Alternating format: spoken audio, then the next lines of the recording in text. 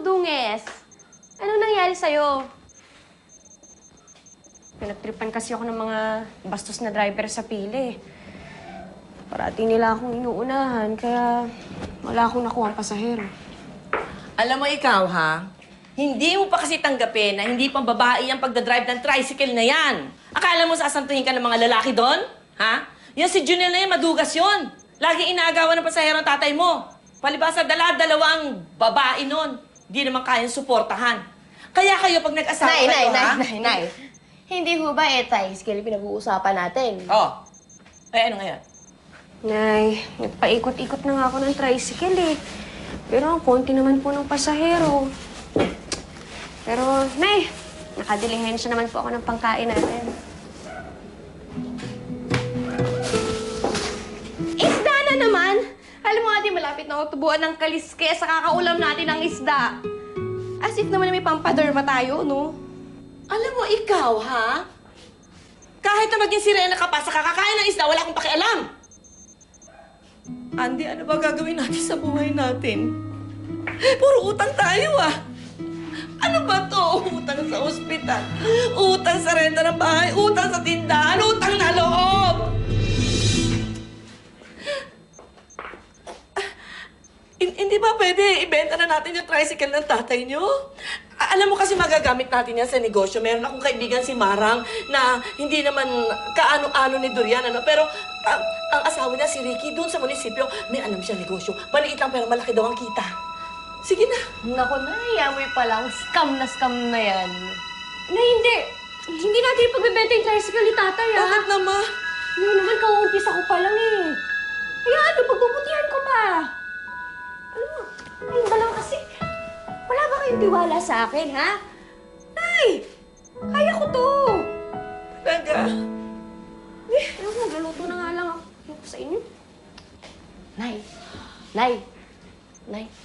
Kung kayo kaya mag-drive ng tricycle, malaki naman kaha nyo eh. Alam mo, sa bunutan kaya kita si Rena. Kanak ang pilya mo talaga. Ma'am, sakay na ako kayo dito. Ay, babae pala ang driver. Baka mabagal mag-drive. Malate pa ako. Uy, ma'am, hindi naman ho. Pipilisan ko po yung pagmaneho ko, ma'am. Hindi na. Sakay na po.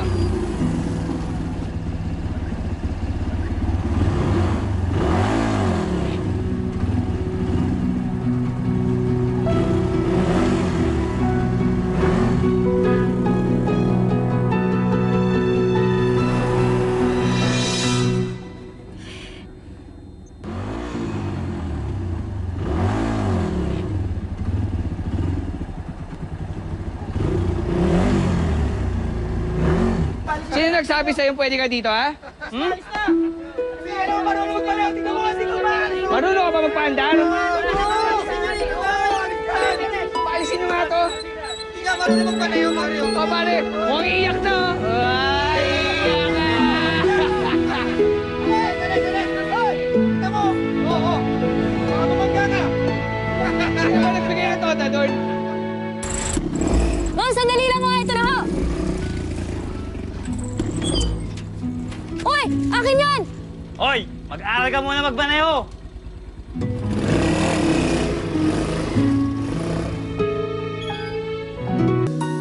O ano? Saan na? Lagi na lang nangangako! Puro naman napapako ang mga pangako niyo! Ano? Magbabayad naman ho. Kailangan lang ng konting panahon. Pasensya na po. Walang-wala lang eh. Aling Lita, may pinabago ba kayo sa buhok niyo? Parang bata ho kayo, ah. Talaga? Ganda. Meron ka nagsabi sa akin doon no, sa kanto. Ganda, Maganda daw oh. yung buhok. Pinagawa ko doon sa bakla sa kanto, oh.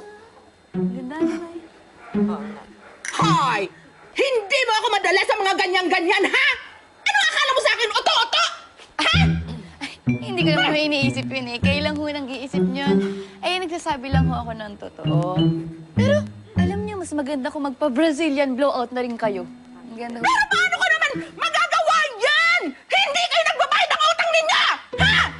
Kung hindi kayo makakabayad ng utang ninyo, mabuti pa lumayas kayo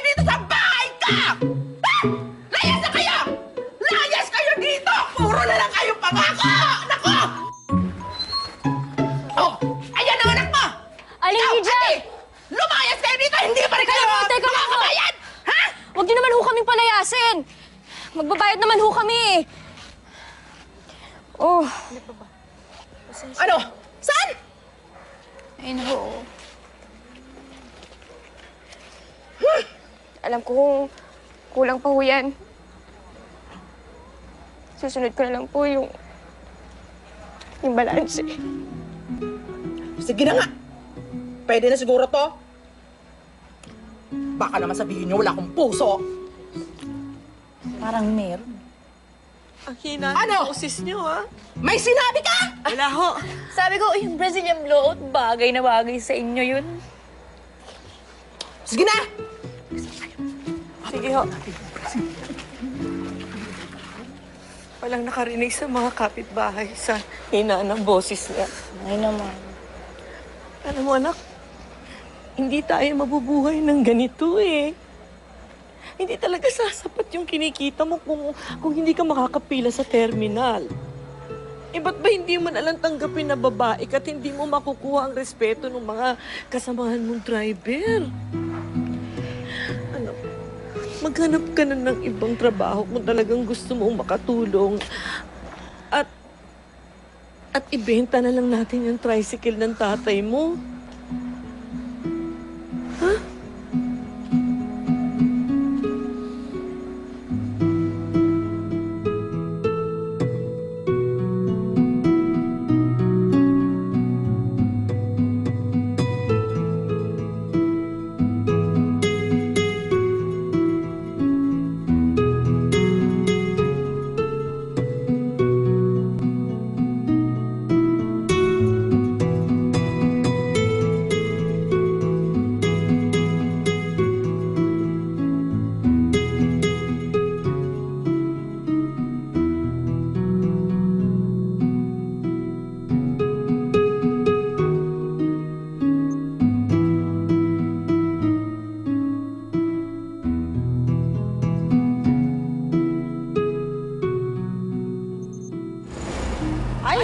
Babae pa lang driver.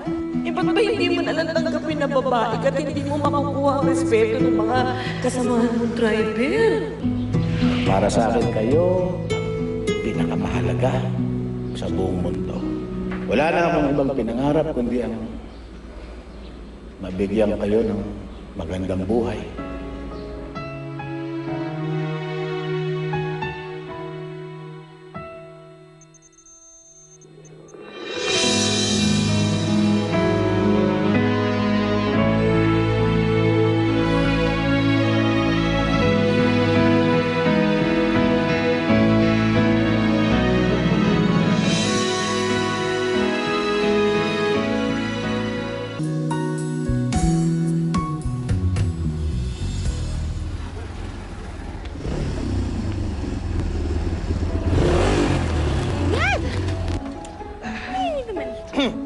Ganda. Sakay ka na dito, libre kita. Ako ba tinatawag mo? May iba pa bang maganda dito? In fairness, sama ka dyan. Pero sa tingin mo ba ay madadala mo ako sa palibre-libreng sakay mo dyan, ha? Ha? Tingnan mo ako mabuti.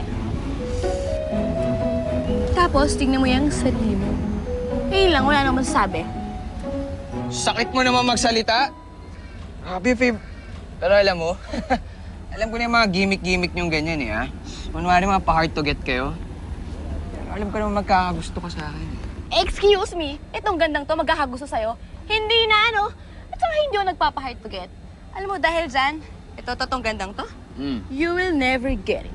Kaya pwede ba, umalis ka na dito? Nakaharang ka lang dyan eh. Umalis ka na nga.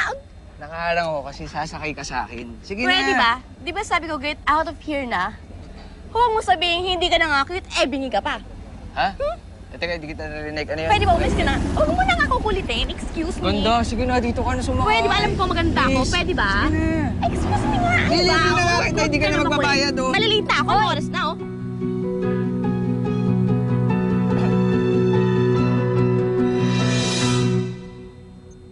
Ginugulo ka ba ng lalaking to?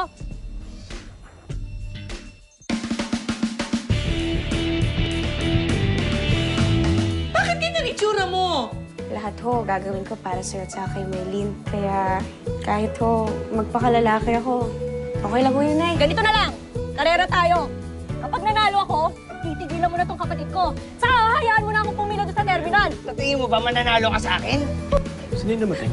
Doon pala siya nakatira sa malaking bahay sa may village. Tres Rosado. Kanina pag nanggaling yung cellphone mo, bakit hindi mo sagutin? Si Mamita lang. Kukulitin lang ang pumunta sa opening ng bagong coffee factory niya. An merger between the two companies will benefit Barako Foods. Okay, you will take one of Barako out. And I know you will like her. Magnanakaw! Hoy! Eagle! Miss, ito na ho yung bag nyo. Teka, namumukhaan kita. Ikaw na naman.